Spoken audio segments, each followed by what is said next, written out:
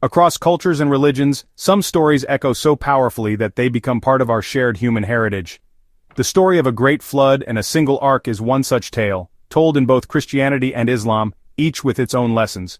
For Christians, it's a story of covenant and hope, sealed with a rainbow. For Muslims, it's the account of Prophet Nuh, a warning about disbelief and the rewards of faith.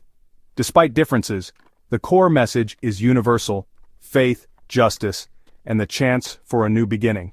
This isn't just a children's story, it's a narrative that challenges us to consider our own relationship with the divine.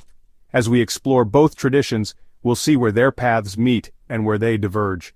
By understanding both perspectives, we gain a deeper appreciation for the story's enduring power. Let's journey into the heart of what it means to believe, endure, and begin again.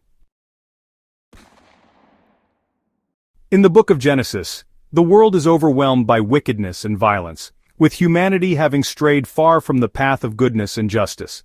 Witnessing the corruption and sorrow, God decides to cleanse the earth with a great flood, a deluge that will wash away all that has gone astray. Yet amidst the darkness, one man stands apart: Noah, a righteous soul who finds favor in God's eyes.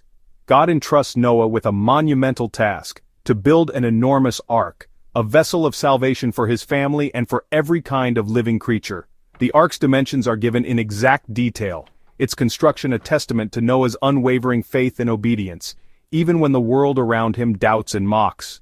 God commands Noah to gather his wife, his sons, Shem, Ham, and Japheth, and their wives, along with pairs of every animal, birds, and creeping things, to preserve life through the coming storm.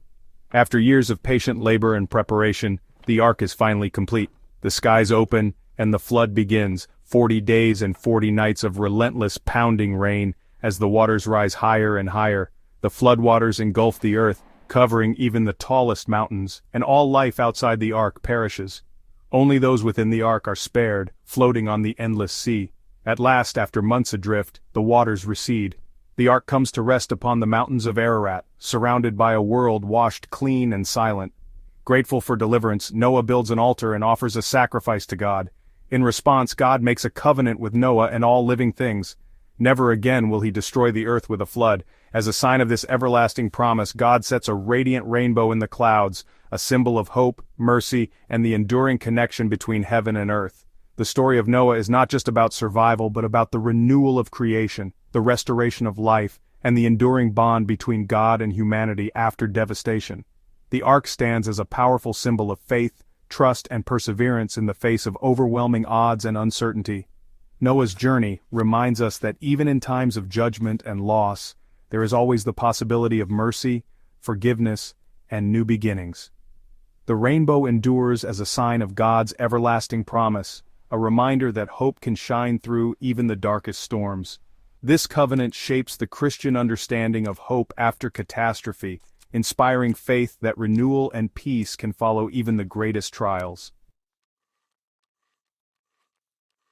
In Islam, the story of Nuh, known as Noah in other traditions, is found throughout the Qur'an, woven into its verses as a powerful reminder of faith and perseverance. Nuh is a prophet, chosen by Allah to guide his people away from idolatry and towards the worship of the one true God. He stands as a beacon of patience, delivering his message with unwavering dedication. For years he pleads with them, urging them to abandon their false gods and heed the call to righteousness, yet most mock and reject him, turning away from his words and ridiculing his warnings. When all hope seems lost, Allah commands Nuh to build an ark, a task that seems impossible and even absurd to those around him. Allah assures Nuh that only the true believers will be saved from what is to come. As Nuh builds the massive ark on dry land, the disbelievers ridicule him even more, unable to imagine the disaster that awaits. Their laughter echoes, but Nuh remains steadfast, trusting in Allah's promise. Unlike the Christian account, not all of Nuh's family are saved. His wife and one son refuse to believe and perish in the flood, showing that faith is a personal journey. The Qur'an emphasizes that salvation is based on faith and obedience, not simply on family ties or lineage. Each individual is responsible for their own belief. Nuh boards the ark with the small group of believers and pairs of every animal following Allah's command as the skies darken and the first drops of rain begin to fall.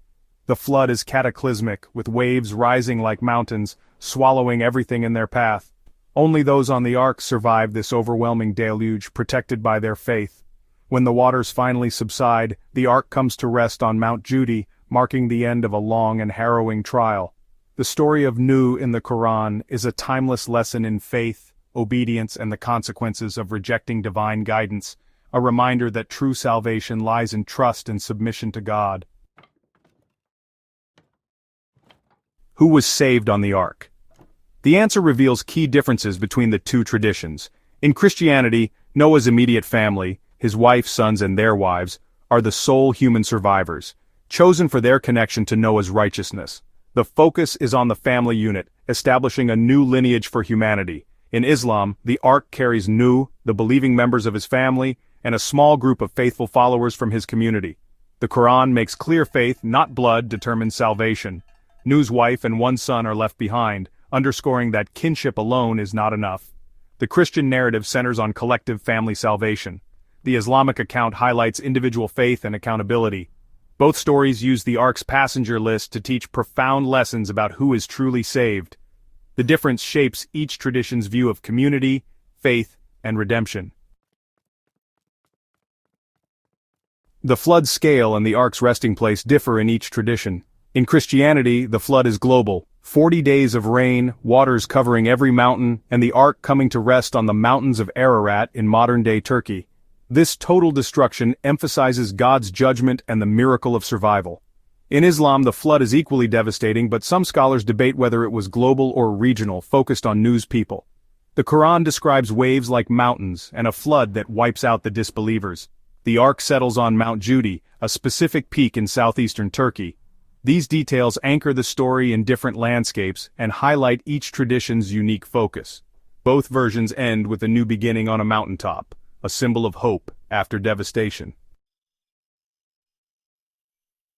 Side by side, the Christian and Islamic accounts reveal both shared themes and distinct theological priorities. When we place these sacred texts together, we see not only the echoes of a common story but also the unique ways each faith interprets and values its lessons. Both traditions feature a righteous man chosen by God, a divine warning of impending disaster, a catastrophic flood, and an ark that becomes a vessel of survival for life on earth. These elements form the backbone of a narrative that has shaped the moral imagination of millions. The stories teach faith in the face of ridicule, the consequences of corruption, and the hope of renewal. They remind us that standing firm in one's beliefs, even when mocked or doubted, can lead to salvation and a new beginning. Yet, the differences matter. Christianity emphasizes the covenant with all humanity, sealed by the rainbow and Noah's family as the new beginning. This covenant is seen as a promise of mercy and a fresh start for all people regardless of their past. Islam, on the other hand, focuses on the oneness of God, the role of the prophet, and the idea that faith, not lineage, determines salvation. The story becomes a lesson in personal responsibility and the importance of sincere belief. Even the ark's resting place, Ararat in the Christian tradition or Judy in the Islamic, reflects each faith's unique heritage and connection to the land. These variations enrich the story, offering multiple layers of meaning and inviting deeper reflection on what it means to be saved, to start over, and to trust in the divine. The shared narrative becomes a bridge, connecting faiths through common values and distinct insights. It encourages dialogue, understanding, and respect between communities that might otherwise seem worlds apart. The story's power lies in its ability to speak to universal questions about justice, mercy, and the possibility of starting anew. It challenges us to consider how we respond to crisis and how we rebuild after loss. Through both lenses, the ark remains a symbol of hope and divine guidance, reminding us that even in the darkest times, faith can carry us toward a brighter future.